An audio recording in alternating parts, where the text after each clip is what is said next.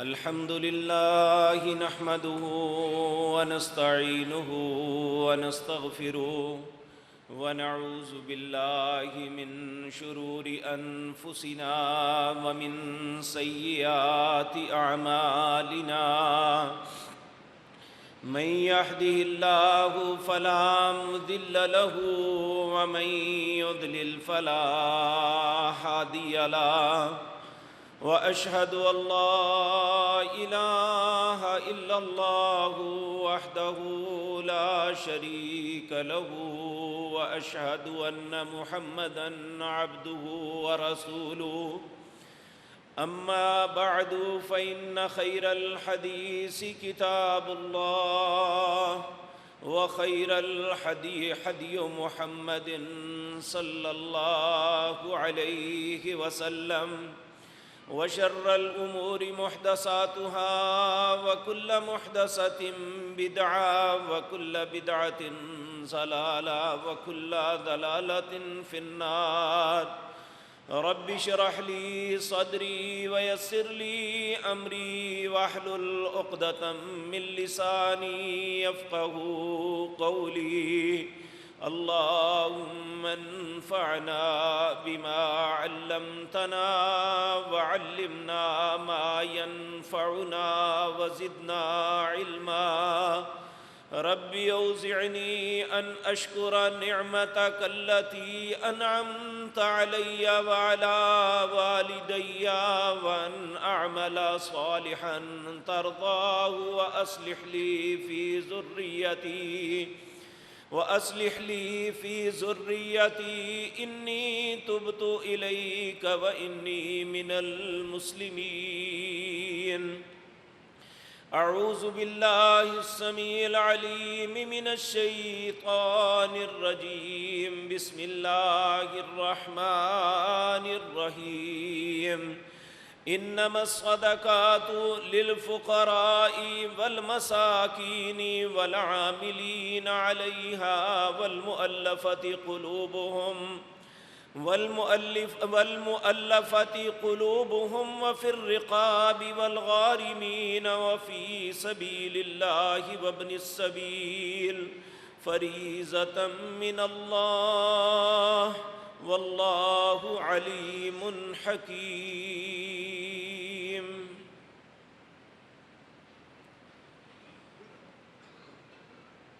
حضرات محترم، اللہ مالک نے اس نظام کائنات کو چلانے کے لیے انسانوں کو دو طبقات میں تقسیم کیا ہے۔ ایک وہ لوگ جنہیں اللہ نے مال و دولت سے، سہولتوں سے اور انعامات سے نوازا، اور ایک وہ لوگ جو ان کے زیر نگیں ہیں، جو ان کے کہے پہ، ان پہ اجرت پہ کام کرتے ہیں۔ یہ نظام کائنات کو چلانے کے لیے یہ از حد ضروری تھا کہ یہ معاملہ اس طرح بنتا۔ قرآن عزیز کے اندر اللہ رب العزت فرماتے ہیں، اگر میں سب لوگوں کو ایک جیسا بنا دیتا، اگر سب کو سب سے سب کچھ چھین لیتا تو تب بھی نظام کائنات نہیں چل سکتا تھا۔ اگر سب کو عطا کر دیتا تو کوئی کسی کا محتاج ہی نہ ہوتا تو پھر بھی کسی دنیا کا نظام کبھی نہیں چل سکتا۔ لیکن یہ بات یاد رکھیں، یہ جو آج ایک سیاسی نعرہ بنا ہوا ہے کہ امیر امیر تر اور غریب غریب تر، یہ دنیا کا سب سے بڑا جھوٹ ہے، کیونکہ اللہ رب العزت کا قانون یہ ہے، تِلْكَ الْأَيَّامُ نُدَاوِلُهَا بَيْنَ النَّاسِ، اللہ لوگوں کے درمیان دنوں کو پھیرتے رہتے ہیں۔ اور یہ بات آپ جانتے ہیں، آپ کی نظروں سے بے شمار مرتبہ گزری ہے کہ آپ اپنے ماحول میں جائزہ لیں، کتنے لوگ جو کل مزدوریاں کرتے تھے، جن کے گھر میں 2 وقت روٹی بھی نہیں ہوتی تھی، آج ان کے پاس اتنی بڑی ملیں، اتنے بڑے اثاثے ہیں کہ آنکھیں تھک جاتی ہیں، ان کی پراپرٹیز ختم نہیں ہوتی۔ اور کتنے وہ لوگ ہیں جو عیش و عشرت کی انتہاؤں پہ تھے، آج ایک پاؤ دال دینے کے لیے تیار نہیں۔ یہ اللہ رب العزت کا اصول اور قانون ہے کہ وہ اسی طرح کرتا ہے۔ لیکن ایک بات یاد رکھیں، دنیا نے جتنے بھی مالیاتی نظام انسانوں کو دیے، ان سب میں ہمیشہ خود غرضی کا عنصر رہا ہے کہ جو صاحب اقتدار ہیں، جو صاحب مال ہیں، وہ غرباء پہ، اپنے زیر نگی لوگوں پہ ظلم کرنا اپنا حق سمجھتے ہیں۔ لیکن اسلام ایک ایسا خوبصورت نظام ہے جو غریب کا معاملہ تو اپنی جگہ، جسے اللہ نے وسائل دیے ہیں، جسے مال و دولت سے نوازا ہے، جسے منصب عطا کیا ہے، اسے حکماً کہا کہ تجھے یہ جو رزق ہے، یہ جو منصب ہے، یہ تیری اپنی نہیں، تیرے رب کی عطا ہے تیرے پاس، اور وہ جب چاہے تجھ سے چھین سکتا ہے۔ اس لیے یہ جن کو میں نے نہیں دیا، ان کے ساتھ ہمیشہ خیر کا معاملہ کرنا۔ اور اللہ رب العزت کو اپنے بندوں میں وہ خوبصورت بندے لگتے ہیں۔ اللہ رب العزت سورۃ دہر کے اندر فرماتے ہیں وَيُطْعِمُونَ الطَّعَامَ عَلَى حُبِّهِ مِسْكِينًا وَيَتِيمًا وَأَسِيرًا إِنَّمَا نُطْعِمُكُمْ لِوَجْهِ اللَّهِ لَا نُرِيدُ مِنْكُمْ جَزَاءً وَلَا شُكُورًا، جو صرف اپنے رب کو راضی رکھنے کے لیے کہ میرے رب نے مجھ پہ انعام کیا، میرے پاس کارخانے ہیں، میرے پاس دکانیں ہیں، میرے پاس زراعت کے لیے بے شمار زمینیں ہیں، اللہ نے مجھے بے شمار مال و دولت سے نوازا، میں اچھی سواری پہ بیٹھتا ہوں، میں اچھے گھر میں رہتا ہوں، لیکن یہ بھی تو میرے بھائی ہیں، میں اپنے رب کو راضی کرنے کے لیے انہیں کھلاتا ہوں، لیکن کھلانے کے بعد لا نرید منکم جزاء ولا شکورا، ہمیشہ یہ ہوتا آیا ہے اور ہوتا رہے گا۔ جو کسی پہ احسان کرتا ہے اسے احسان جتلاتا ہے، لیکن اللہ کو اپنے بندوں میں وہ پیارا لگتا ہے جو احسان کرنے کے بعد کہتا ہے کہ میں نے جو کچھ دیا، جو کچھ تمہیں کھلایا، انما نطعمکم لوجہ اللہ، میں تو صرف اپنے رب کو راضی کرنے کے لیے کیا ہے، لا نرید منکم جزاء، مجھے تم سے کوئی بدلہ نہیں چاہیے، اور یہ بھی مجھے نہیں چاہیے ولا شکورا کہ تم میرا شکریہ ادا کرو، جس رب نے دیا تھا میں نے اس کے حکم کے مطابق تجھے دیا، تیرا حق تھا اس لیے دیا۔ مجھے یہ بتائیں، اگر کسی معاشرے کے اندر ایسا معاملہ ہو جائے، امراء غرباء کی عزت کرنے لگے، ان کے حقوق کا خیال رکھنے لگے، اور غرباء یہ سمجھیں کہ ہمارے ہر معاملے میں یہ ہماری معاونت کرتے ہیں، تو پھر حسد پیدا نہیں ہوگا، پھر محبت پیدا ہوگی۔ کسی معاشرے میں نفرت صرف اسی لیے ہوتی ہے، یہ جو تفاوت ہے کہ ایک آدمی کے پاس کچھ نہیں، ایک پہ پاس بہت کچھ ہے، وہ عیش و عشرت کی زندگی بسر کرتا ہے، یہ سسکتا بھوکا اور پیاسا رہتا ہے، اور ایسے معاشرے میں کبھی سکون نہیں آ سکتا۔ تو اللہ رب العزت نے انسانوں کے اندر محبت، مودت، بھائی چارہ پیدا کرنے کے لیے ایک مالیاتی نظام دیا ہے جسے نظام زکوٰۃ کہتے ہیں۔ اللہ کہتے ہیں یا ایھا الذین آمنو، اے لوگو جو ایماندار ہو، کیونکہ یہاں سارے انسان مخاطب نہیں ہیں، صرف وہ جو اپنے آپ کو اہل ایمان کہتے ہیں انہیں اللہ رب العزت کہتے ہیں یا ایھا الذین آمنو انفقوا مما رزقناکم، خرچ کرو اس مال میں سے جو میں نے تمہیں دیا ہے، مما رزقناکم، یہ مال میں نے تمہیں دیا ہے، تم اپنا نہیں دینا، میں نے تمہیں دیا ہے۔ انفقوا مما رزقناکم من قبل، اس سے پہلے خرچ کر لو، ان یأتی یوم لا بیع ولا خلۃ ولا شفاعہ، اس سے پہلے کہ جب کوئی کاروبار، کوئی سفارش، کوئی ہمدردی، کوئی کام نہیں آ سکے گی۔ اگر کوئی ہمدردی لینا چاہتے ہو، اگر اللہ کے دل میں اپنے لیے محبت پیدا کرنا چاہتے ہو، تو اپنے سے نچلے طبقات کا خیال رکھو۔ نبی مکرم صلی اللہ علیہ وسلم نے فرمایا، کل ایک ایسے شخص کو قیامت کے دن اللہ اپنی بارگاہ میں کھڑا کرے گا جسے اللہ نے مال و دولت سے نوازا، جسے بے شمار نعمتیں عطا کی۔ اللہ اس سے پوچھیں گے، اے میرے بندے، میں نے تمہیں مال دیا؟ میں نے تمہیں آسانیاں اور فراوانیاں دی؟ میں نے تمہیں منصب دیا؟ وہ کہے گا، ہاں مالک، تو نے مجھے سب کچھ عطا کیا۔ تو اللہ فرمائیں گے، میں بھوکا تھا، تیرے دروازے پہ آیا، تو نے مجھے نہیں کھلایا۔ وہ تعجب کرے گا، اے مالک الملک، زمین و آسمان کے مالک، تو کیسے بھوکا ہو سکتا ہے؟ تو کچھ کھاتا پیتا نہیں ہے، تو کس طرح میرے دروازے پہ آیا؟ میں نے کب تمہیں لٹایا؟ اللہ فرماتے ہیں کہ میرا فلاں، وہ مسکین، وہ یتیم، وہ غریب، وہ پسا ہوا، وہ تیرے دروازے پہ آ کے روٹی کا سوال کرتا رہا، تو نے نہیں دیا، تو نے اسے نہیں ددکارا، اپنے رب کو ددکارا ہے۔ میں پیاسا تھا، میں تیرے دروازے پہ آیا، میں نے پانی مانگا، تو نے مجھے ددکار دیا۔ وہ کہے گا، مالک الملک، تجھے کون پلا سکتا ہے؟ تو کیا پیتا ہے؟ اللہ رب العزت فرمائیں گے کہ میرا فلاں بندہ اپنے پیاس اور اس چیز کو لے کے تیرے پاس آیا، تو نے اسے ددکار دیا کہ تم نے ہمیں مصیبت ڈالی ہوئی ہے، تو نے اسے نہیں، تو نے اپنے رب کو ددکارا ہے۔ تو میرے عزیز بھائیو، یہ یاد رکھیں، یہ جو غریب، یہ جو پسے ہوئے لوگ، جو معاشرے میں کوئی اثر نہیں رکھتے، جن کی کوئی سنتا نہیں ہے، یاد رکھیں ان کا رب انہیں اپنا سمجھتا ہے۔ اس لیے ہمیں بھی ان کا خیال رکھنا چاہیے۔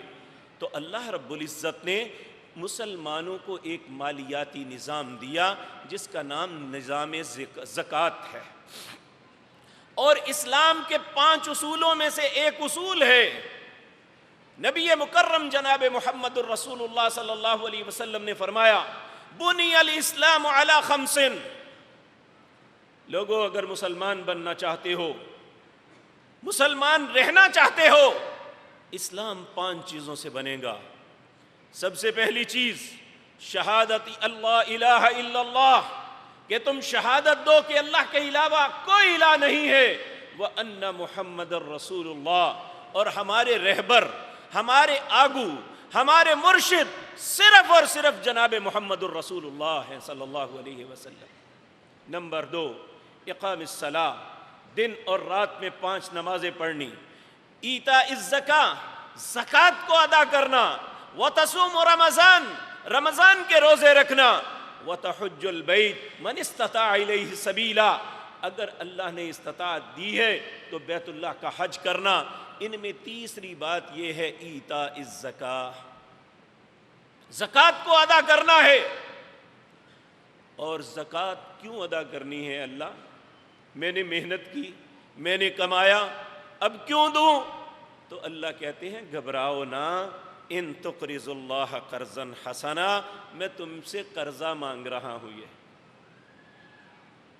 یضاعفہ لہ، میں تم سے وعدہ کرتا ہوں میں بڑھا کے زیادہ کر کے واپس لٹاؤں گا۔ کتنا زیادہ کروں گا؟ سورۃ بقرہ کے اندر اللہ فرماتے ہیں، مثل الذین ينفقون اموالهم فی سبیل اللہ کمثل حبۃ انبتت 7 سنابل فی کل سنبلۃ 100 حبۃ واللہ یضاعف لمن یشاء واللہ واسع علیم۔ لوگوں، اللہ کے رستے میں خرچ کرنے کی مثال یہ ہے، جس طرح ایک کاشتکار، ایک کسان ایک دانہ زمین کے اندر بوتا ہے، کمثل حبہ انبتت، پھر اس سے ایک پودا نکلتا ہے، 7 سنابل، پھر اس کی ڈالیاں نکلتی ہیں، اور ہر ڈالی پہ ایک ایک سٹا لگتا ہے، 7 ڈالیاں نکلتی ہیں، اس پہ 7 سٹے نکلتے ہیں، اور ہر سٹے میں 100 دانہ ہوتا ہے.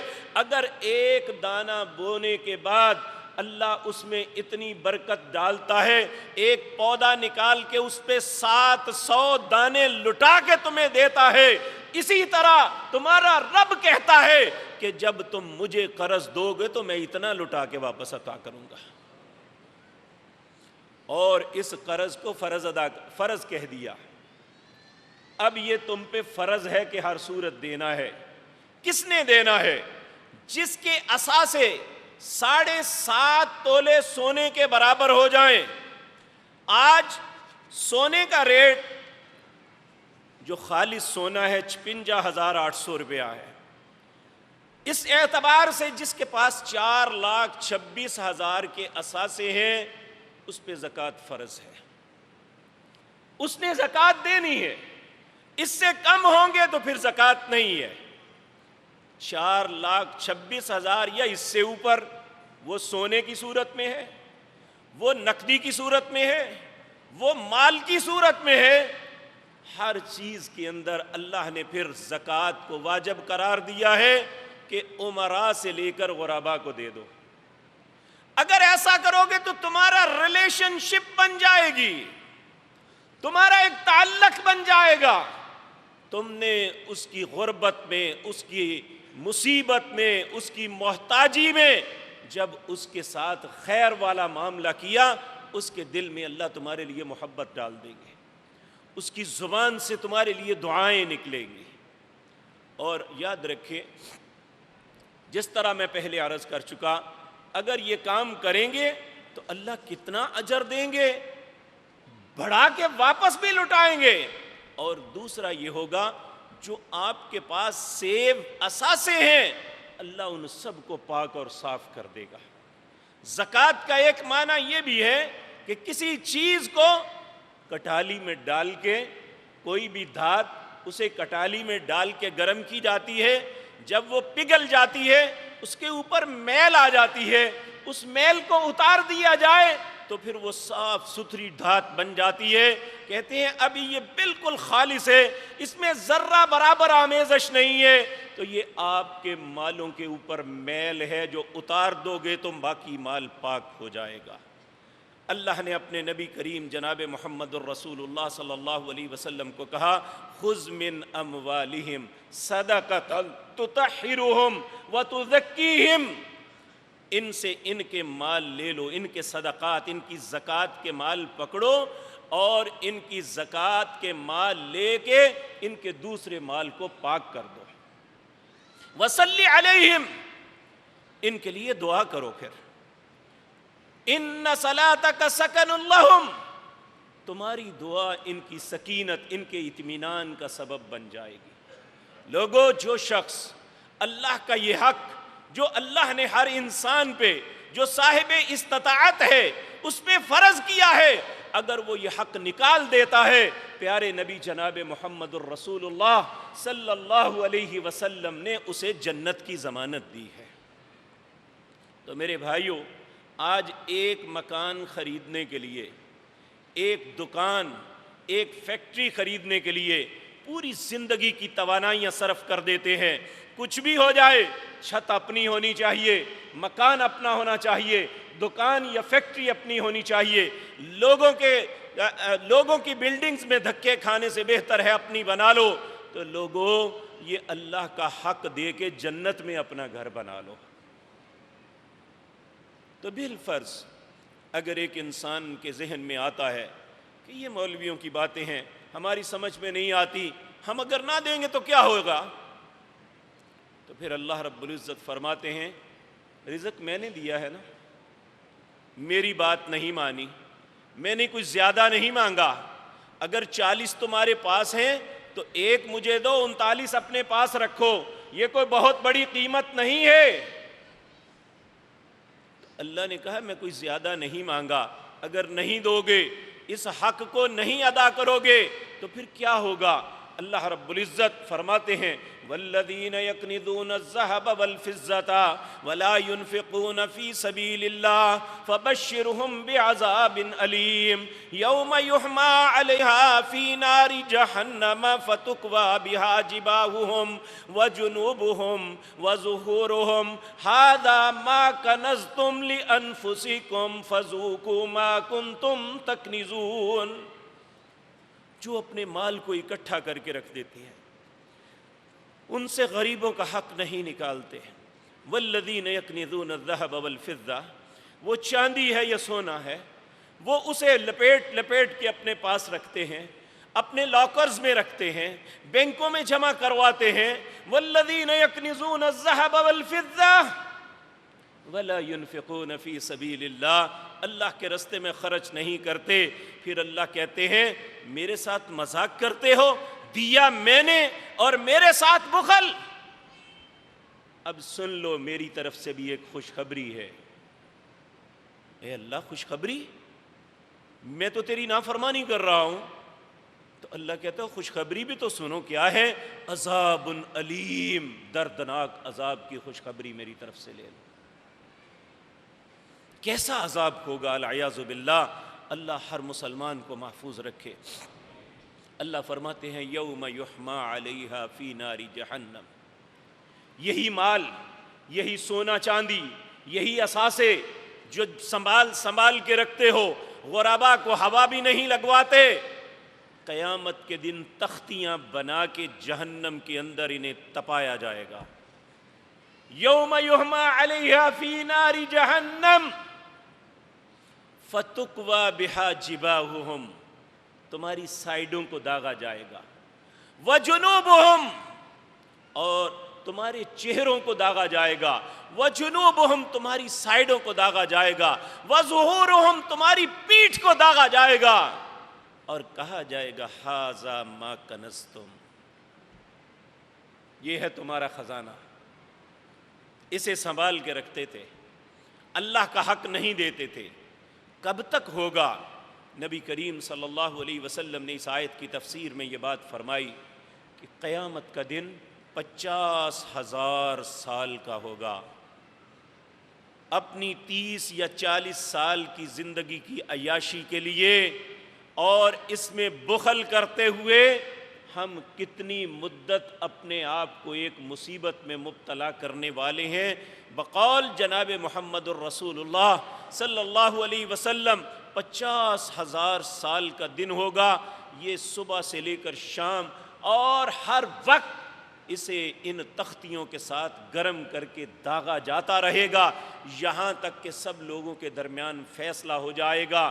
پھر یا اسے جہنم میں ڈال دیا جائے گا یا جو اللہ اس کے متعلق فیصلہ کریں گے.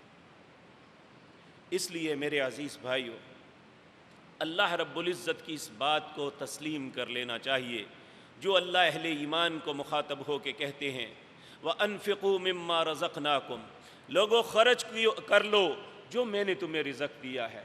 مِن قَبْلِ أَن يَأْتِيَ أَحَدَكُمُ الْمَوْتُ، اس سے پہلے کہ تمہیں موت آ جائے. فَيَقُولَ رَبِّ، پھر تم منتیں کرو گے ربی لولا اخرتنی الی اجل قریب، اے اللہ تھوڑی سی مہلت دے دے، میں جو نہیں کرتا رہا وہ کر کے آؤں گا. نجب دعوتک ونتبع الرسول، میں تیری بات مانوں گا، تیرے رسول کی اطاعت کروں گا، لیکن اس وقت ختم ہو چکا ہوگا. اللہ رب العزت اس وقت کہیں گے اولم تکونوا اقسمتم من قبل ما لکم من زوال، اس سے پہلے تو تم قسمیں اٹھا کے کہتے تھے ہمیں کہاں زوال آئے گا. آج ہم یہ بات کہتے ہیں کہ اتنا پیسہ اکٹھا کر لیا ہے 7 پشتیں کھا جائیں گی تو ختم نہیں ہوگا. میرے بھائیوں 7 پشتیں بہت دور ہوتی ہیں. وہی مال جس کی وسعت ہماری عقل میں نہیں آتی، اگر اللہ نہ چاہے تو ہم ایک لمحے کے بعد اس میں سے ایک لقمہ بھی نہیں کھا سکتے.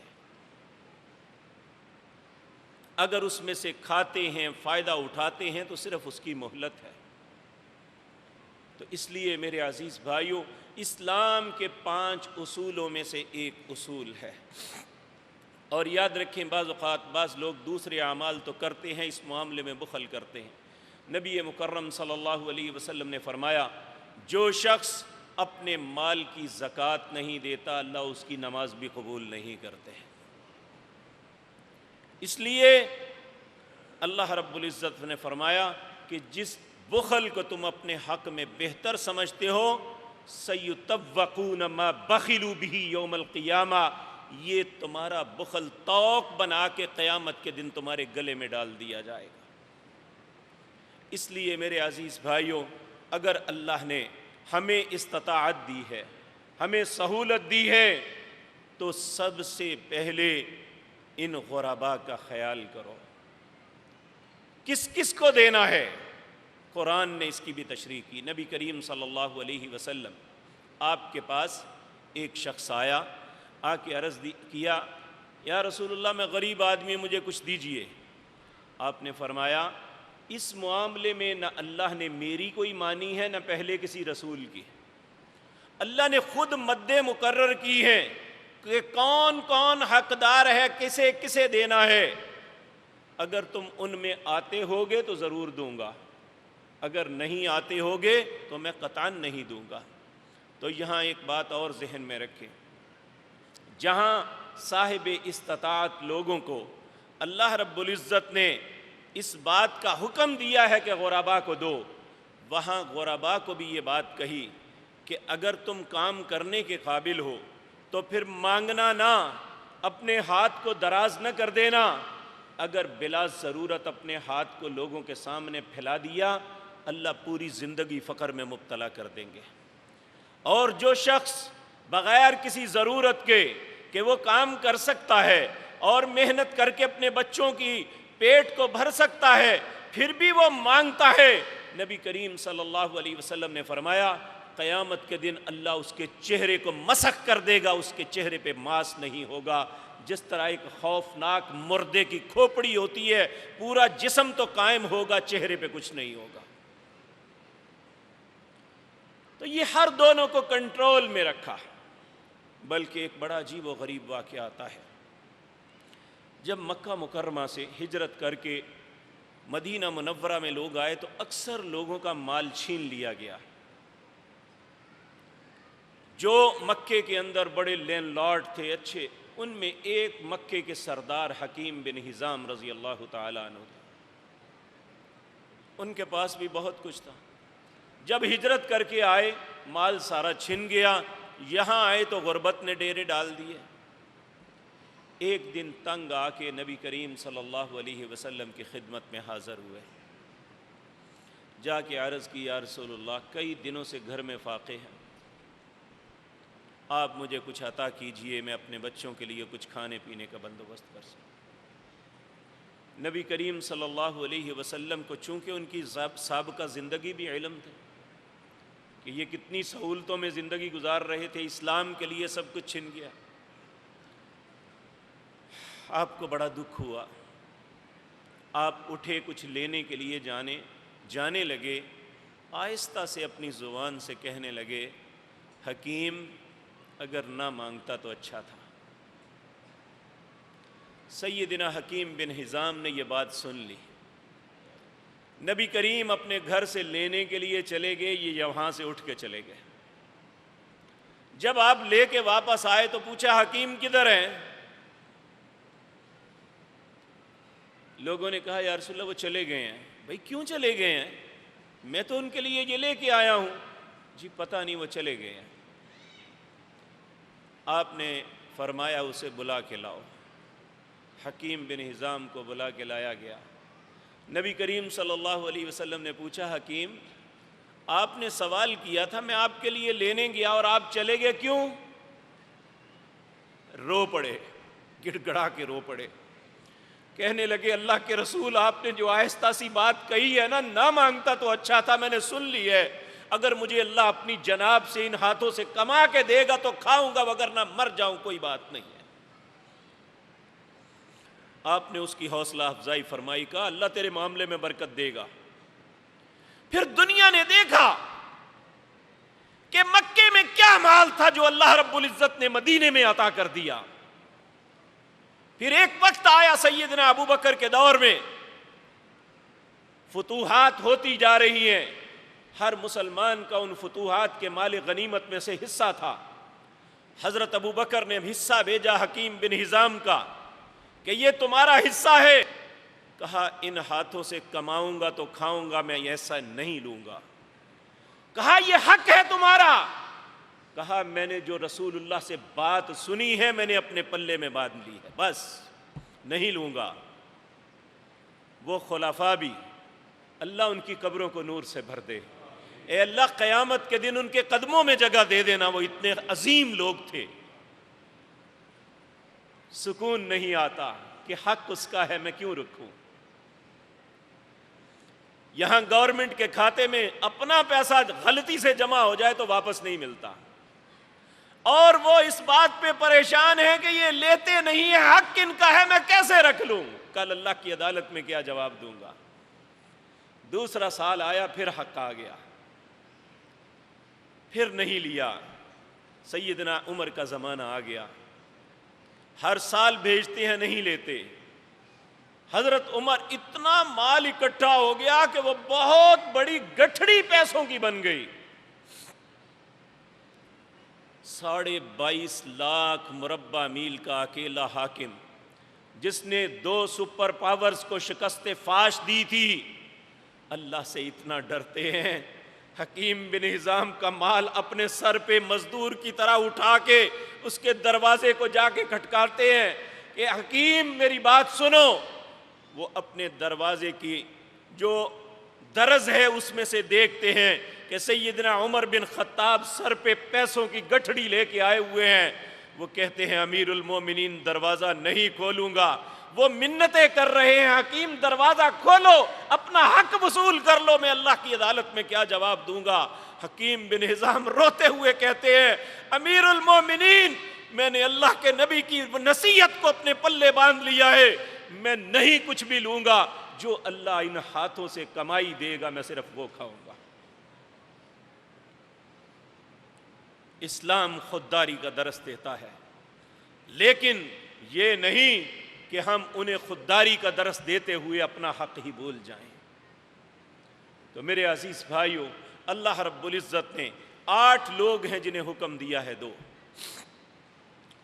یہ سورۃ توبہ ہے، اس کی آیت نمبر 60 ہے۔ اللہ فرماتے ہیں انما الصدقات، تمہارے جو صدقات ہیں یہ کس کو دینے ہیں؟ نمبر 1 للفقراء، فقیروں کو۔ اب سوال یہ پیدا ہوتا ہے فقیر کون ہے؟ یہ جو مساجد اور گھروں کے دروازے پہ مانگتے ہیں؟ نہیں، قرآن کہتا ہے یہ فقیر نہیں ہے۔ فقیر کون ہے پھر؟ قرآن اس کا جواب خود دیتا ہے سورۃ بقرہ کے اندر، للفقراء الذین احصروا فی سبیل اللہ لا یستطیعون ضربا فی الارض یحسبهم الجاہل اغنیاء من التعفف تعرفهم بسیماهم لا یسألون الناس الحافا۔ لوگو فقیر وہ ہیں احصروا فی سبیل اللہ، جن کو اللہ کے رستے میں قید کر دیا جائے یا محصور ہو جائیں، جس طرح غزہ کے مسلمان، جس طرح کشمیر کے مسلمان، جس طرح شام کے مسلمان، جس طرح برما کے مسلمان، جس طرح کفار نے انہیں گھیرا ہوا ہے، سب سے پہلے فقیر یہ ہے، احصروا فی سبیل اللہ۔ دوسرا فقیر وہ ہے لا یستطیعون ضربا فی الارض، اپاہج ہے، اندھا ہے، ہاتھ نہیں ہے، پاؤں نہیں ہے، یا معذور ہے، فالج زدہ ہے، مزدوری نہیں کر سکتا۔ لا یستطیعون ضربا فی الارض، زمین میں کام کرنے کی طاقت نہیں رکھتا، لا یستطیعون ضربا فی الارض۔ اور تیسرا وہ سفید پوش ہے، لا یسألون الناس الحافا، اس کے چہرے کو، حالات کو دیکھ کے کوئی نہیں سمجھ سکتا، اگر کوئی سمجھتا ہے تو ان کے چہرے کی پریشانیوں کو دیکھ کے۔ اگر کبھی تنگی میں سوال بھی کریں تو لا یسألون الناس الحافا، چمٹ کے نہیں مانگتے، جو چمٹ کے مانگتا ہے وہ فقیر نہیں ہوتا، وہ پیشہ ور گداگر ہے۔ تو سب سے پہلا حق فقراء ہے۔ फुकरा कौन है? ला यस्ततीऊन ज़रबन फिल अर्द उहसिरू फी सबीलिल्लाह ला यस्ततीऊन ज़रबन फिल अर्द यहसबुहुमुल जाहिलु अग़निया मिनत तअफ्फुफ तारिफुहुम बिसीमाहुम ला यसअलून अन्नास इल्हाफा। दूसरा, वल मिस्कीन, मिस्कीन है। मिस्कीन कौन है? अमूमी तौर पे ये समझा जाता है मिस्कीन वो है जिसकी माँ ना हो। ये बिल्कुल गलत है। मिस्कीन उस शख्स को कहते हैं जो मजदूरी भी करता है या छोटी मोटी छाबड़ी भी लगाता है, लेकिन इस सारा कुछ करने के बावजूद उसके पास इतने पैसे नहीं होते कि वो अपने ख़ानदान की कफ़ालत अच्छे तरीके से कर ले। ऐसे मसाकीन को देना ये ज़कात की दूसरी मद है। इसी तरह यतीम है। और याद रखें, अगर अल्लाह किसी के बाप को फौत करते हैं उसके लिए सानेहा तो बहुत बड़ा होता है, लेकिन सारे मुआशरे के लोगों को बाप की हैसियत अल्लाह दे देते हैं। अल्लाह रब्बुल इज़्ज़त फरमाते हैं व अम्मा इज़ा मब्तलाहु फ़क़दर अलैहि रिज़्क़ा। बाज़ औक़ात अल्लाह नाराज़ हो के लोगों का रिज़्क़ छीन लेते हैं। फ़यक़ूलु रब्बी अहानन, ये कहता है मेरे रब ने मेरी तौहीन कर दी। अल्लाह जवाब देते हैं कल्ला, हरगिज़ नहीं, मैंने तेरी तौहीन नहीं की। वल्ला तुकरिमून अल यतीम, तूने यतीम की इज़्ज़त नहीं की। वला तहाज़ून अला तामिल मिस्कीन, और तूने मिस्कीन को खाना नहीं खिलाया। व ताकुलून तुरास अकलन लम्मा, सारी मिरास को खुद ही हजम करने पे लग गया। आज मेरे भाइयों किसी को देना तो दूर की बात है, अगर हमारे रिश्तों में कोई यतीम बच्चे हों तो उसका कुछ बनता भी हो तो हम छीन लेते हैं।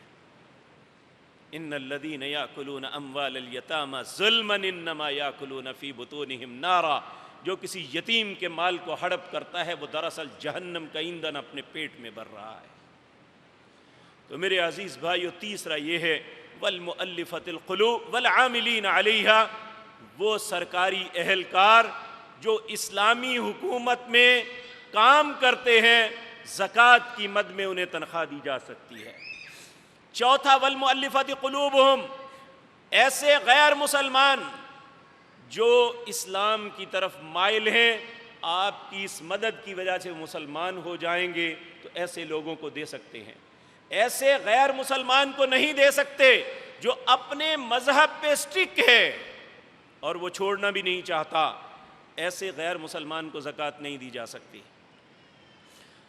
और इसी तरह वफ़िर रिक़ाब, गर्दन छुड़ाना या चट्टी पड़ जाना। उस ज़माने में तो गर्दन छुड़ाने का मतलब था ग़ुलाम आज़ाद करना या किसी बेगुनाह कैदी को आज़ाद करवा देना, लेकिन आज इसका माना चट्टी है। हम बाज़ औक़ात ज़मानत देते हैं किसी शख्स की कि लड़ाई झगड़ा ख़त्म हो जाए, अगर ये नहीं देगा तो मैं दे दूँगा, वो नहीं देता। अब अल्लाह ने कहा कोई बात नहीं, वादा किया है तो मुसलमान है, मुसलमान को वादा पूरा करना है। लेकिन अल्लाह मदद उस बंदे की करता है चाहे वो मालदार भी है, जिसे ऐसी चट्टी पड़ जाए वो लोगों से भी ज़कात लेके दे सकता है और ख़ुद अपनी ज़कात में से भी वो चट्टी को भर सकता है। वल गारिमीन, मकरूज़, लेकिन मकरूज़ कौन?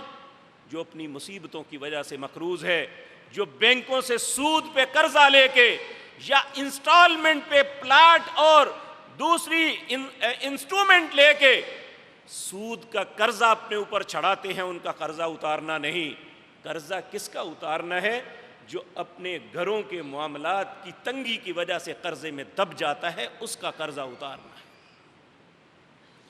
वफ़ी सबीलिल्लाह, ये बड़ा वसी है। अल्लाह के रस्ते में जो भी काम होते हैं उन सारे कामों में तुम अल्लाह के रस्ते में ख़र्च करते हो। वब्न सबील, इसी तरह मुसाफिर पे ख़र्च करना। मुसाफिर पे कैसे कि एक मुसाफिर दूर दराज सफ़र पे गया है, उसके पैसे ख़त्म हो गए या वो गुम गए, तो ऐसे हालात में उसे वापस पहुँचने के लिए ज़कात की मद में से दिया जा सकता है। ये 8 मद्दें हैं। جو اللہ رب العزت نے مقرر فرمائی ہیں کہ ان کو زکوٰۃ دینی ہے۔ تو میرے عزیز بھائیوں، زکوٰۃ کس طرح اور کیسے بنتی ہے؟ جس طرح کہ میں نے پہلے عرض کیا، زکوٰۃ کا معیار رسول اللہ نے بتایا کہ 7.5 تولے سونے کے برابر یا 52.5 تولے چاندی کے برابر۔ اس وقت یہ دونوں چیزیں ایکول تھی، 200 درہم اور 20 دینار، ان دونوں کی قیمت برابر تھی۔ اب سونا شوٹ کر کے بہت اوپر چلا گیا، چاندی بہت پیچھے رہ گئی۔ چاندی جو ہے یہ 52.5 تولے، یہ زیادہ سے زیادہ 60 یا 62 ہزار روپے کی بنتی ہے، اور یہ معیار نہیں ہے۔ معیار اس وقت سونا ہے، کیونکہ 60-70 ہزار روپیہ پہلی بات تو رہتا ہی نہیں ہے، پورا سال رہتا ہی نہیں ہے۔ دوسرا، وہ مشکل سے اپنے بچوں کی کفالت کرتا ہے یا وہ لوگوں کو دے گا، اس لیے کم از کم 4,26,000 روپے یہ معیار ہے۔ اگر اتنا زیور اور دوسری جو آپ کے اثاثے نقدی ہے، چاہے وہ گھر میں ہے یا بینک میں ہے، اسی طرح وہ اگر مال کوئی آپ بناتے ہیں تو آپ کا راب مال اور خام مال دونوں انہیں گنا جائے گا۔ اگر آپ کی دکان ہے تو آپ کی دکان پہ جتنا مال پڑا ہوا ہے اس کو گنا جائے گا، پراپرٹی پہ زکوٰۃ نہیں ہے۔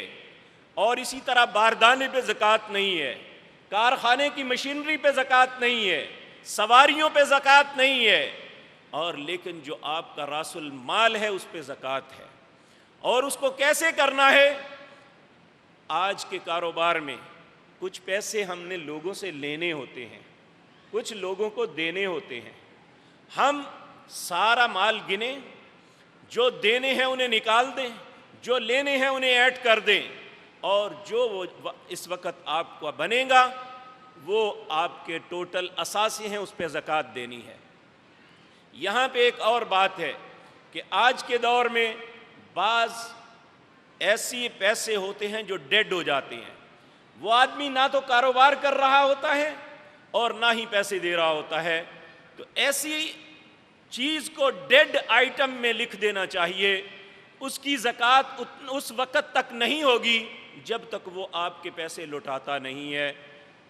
آپ صرف وہ پیسے آپ ڈیڈ آئٹم میں نہیں لکھ سکتے کہ جس کے ساتھ آپ کا کاروبار ہو رہا ہے، لیکن اس نے آپ کے کچھ پیسے نیچے لگائے ہوئے ہیں، وہ آپ ہی کے تصور ہوں گے۔ اسی طرح ویسے تو پراپرٹی پہ زکوٰۃ نہیں ہے، لیکن آج پراپرٹی کی خرید و فروخت ایک صنعت کی حیثیت اختیار کر چکی ہے۔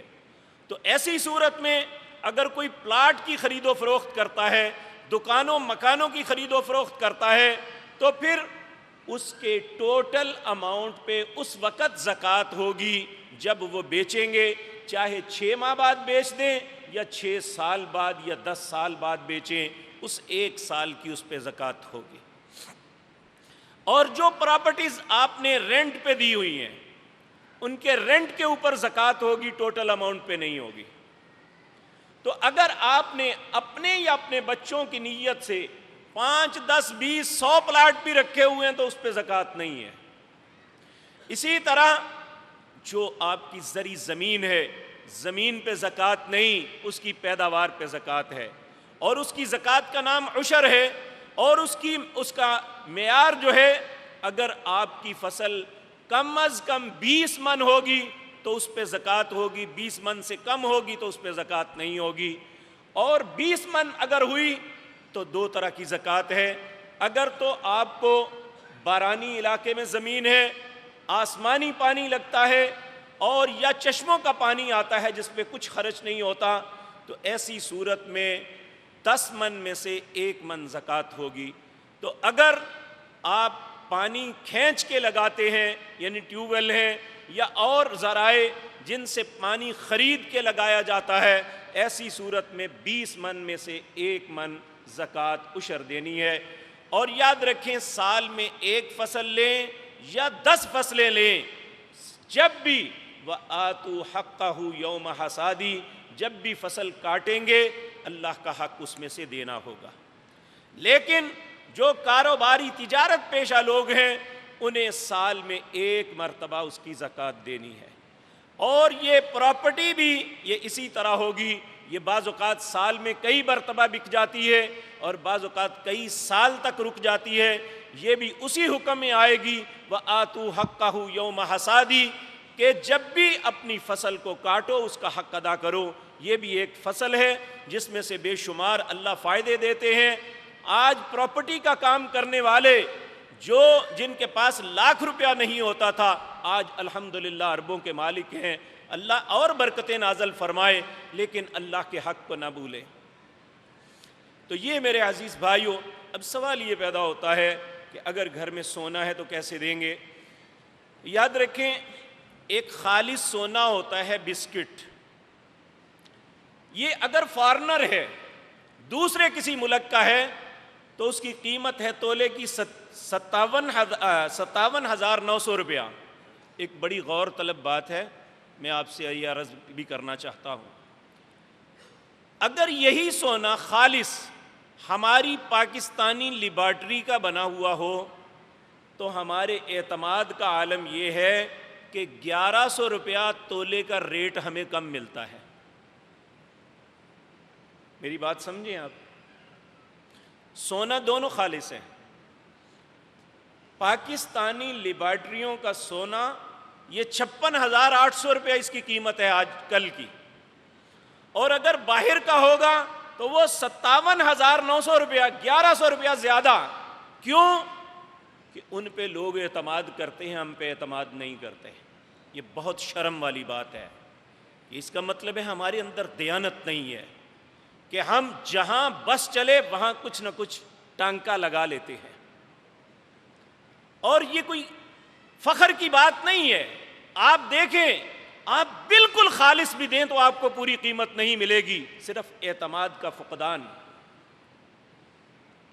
اور ان کا اعتماد یہ ہے کہ وہ جب بازار میں چیز دیتے ہیں تو اعتماد کرتے ہوئے لوگ دیتے ہیں۔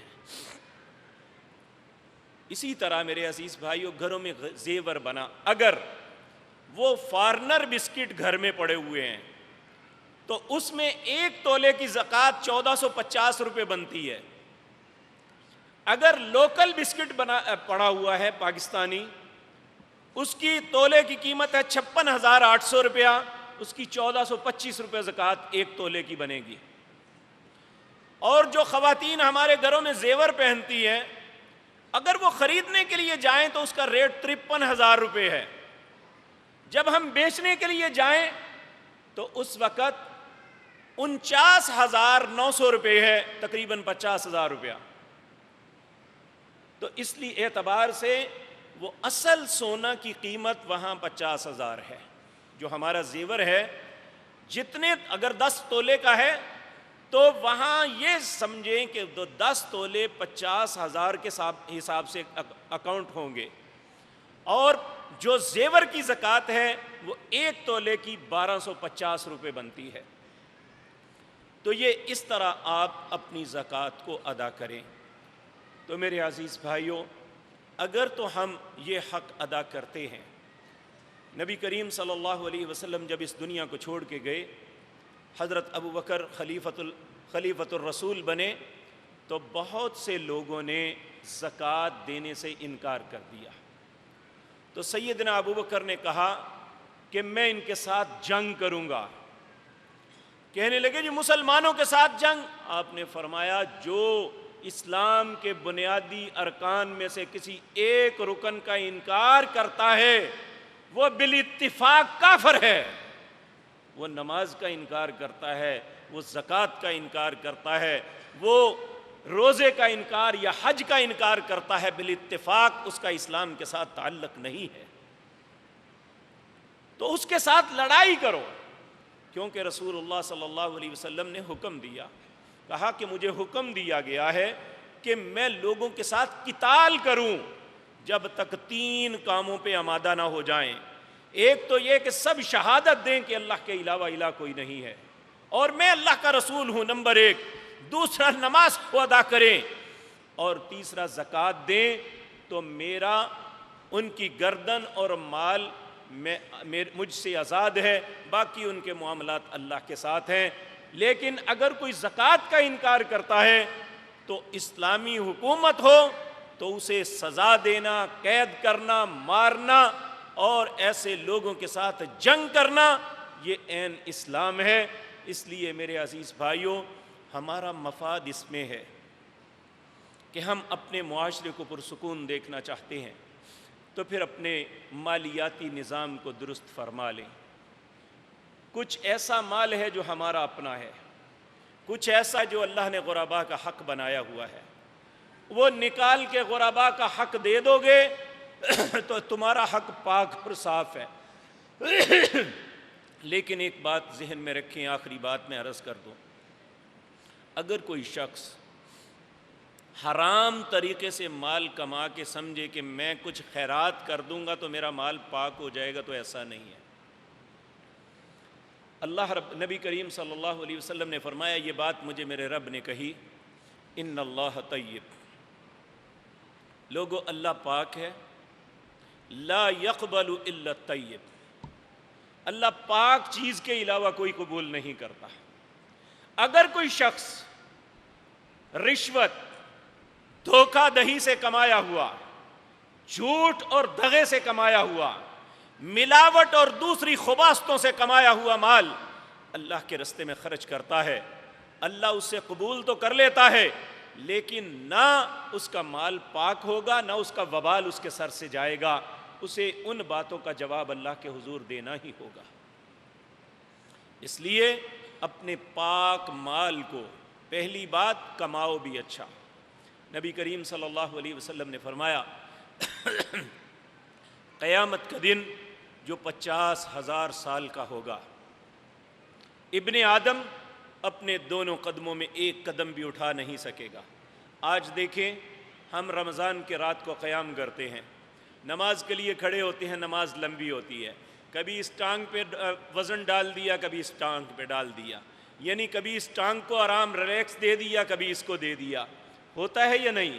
یعنی گھنٹہ 1.5 گھنٹہ ہمارے لیے دونوں قدموں پہ کھڑا ہونا انتہائی مشکل ہوتا ہے، لیکن اس وقت کیا حال ہوگا؟ 50,000 سال کا دن اور دونوں قدموں میں ایک قدم بھی ہلا نہیں سکے گا جب تک 4 چیزوں کا جواب نہیں دے لے گا۔ سب سے پہلا سوال ہوگا، میں نے تمہیں زندگی دی، کہاں بسر کی، کیا کیا؟ ممکن ہے آپ کے پاس جواب ہو، واللہ باللہ سمت اللہ میرے پاس جواب نہیں ہے۔ دوسرا سوال ہوگا، میں نے تمہیں جوانی دی، یہاں لفظ ہے کہاں برباد کی؟ اور تیسرا اور چوتھا سوال مال کے متعلق ہے، پہلے یہ بتا کہ مال لیا کیسے تھا، کیسے کمایا تھا، اور دوسرا سوال یہ ہوگا خرچ کہاں کیا تھا۔ اس لیے مال کے اعتبار سے میرے پیارے بھائیوں، میرے عزیز مسلمان بھائیوں اور بہنوں، ہم میں سے کوئی بھی آزاد نہیں ہے، چاہے وہ کہنے والا ہے یا سننے والے، نہ مال کمانے میں ہم آزاد ہیں، نہ مال خرچ کرنے میں آزاد ہیں۔ ہم کمانا بھی ہے تو اللہ کے حکم کے مطابق، اگر خرچ بھی کرنا ہے تو اس کے حکم کے مطابق، یہی ہماری بچنے کی راہ ہے۔ اللہ ہمیں یہ بات سمجھنے کی توفیق عطا فرمائے۔ اور مال کے معاملے بڑے سخت ہیں، ان سخت معاملوں میں اللہ ہماری مدد فرمائے اور ہمیں جن کا حق ہے ان تک پہنچانے کی توفیق عطا فرمائے۔ ایک بات ذہن میں آ گئی، عمومی طور پہ لوگ ایک بات کا سوال کرتے ہیں، جی رشتہ داروں کو دی جا سکتی ہے؟ سب سے پہلا حق رشتہ داروں کا ہے، سب سے پہلا حق آپ کا سکا بھائی ہے، آپ کی سکی بہن ہے، آپ کا سسر ہے، آپ کی ساس ہے، آپ کا بردر ان لا ہے، آپ کا چچا، آپ کا ماموں ہے، آپ کا بھتیجا، آپ کا بھانجا ہے، آپ کی پھپھی، آپ کی خالہ ہے، یہ قریب ترین رشتہ دار ہیں۔ صرف ماں باپ اور وہ اولاد جو آپ کی کفالت میں ہے اسے زکوٰۃ نہیں، اسے آپ نے اپنے مال میں سے حق دینا ہے، ان کا حق ہے۔ ان کے علاوہ جتنے رشتے ہیں سب کو زکوٰۃ دینی ہے۔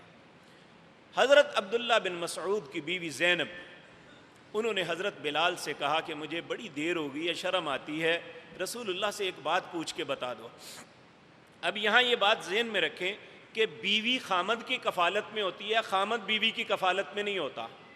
خامد کا حق ہے کہ اپنی بیوی کی کفالت کرے، لیکن اگر خامد غریب ہے، بیوی امیر ہے، تو وہ اپنے خامد کو زکوٰۃ دے سکتی ہے۔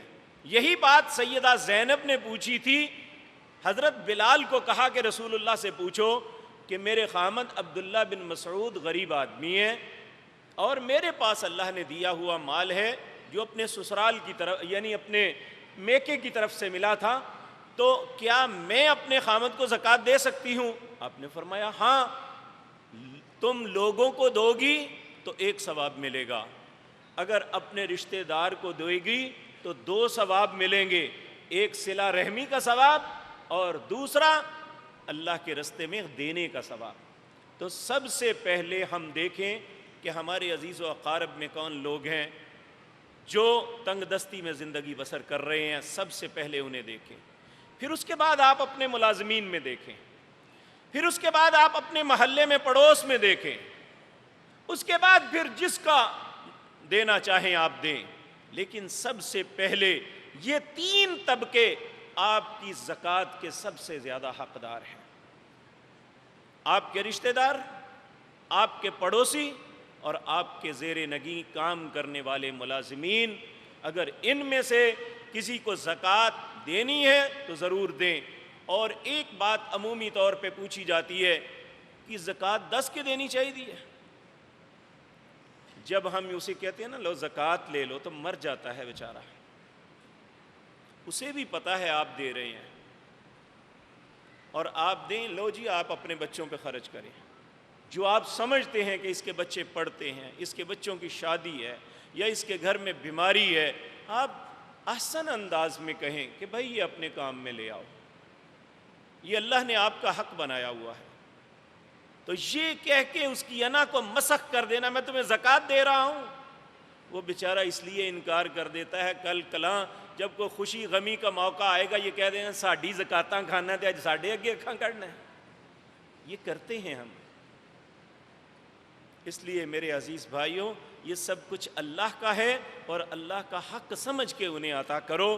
ہمارا کوئی احسان نہیں کسی کے اوپر، بلکہ اللہ کا ہم پہ احسان ہے کہ اس نے ہمیں دینے والا بنایا۔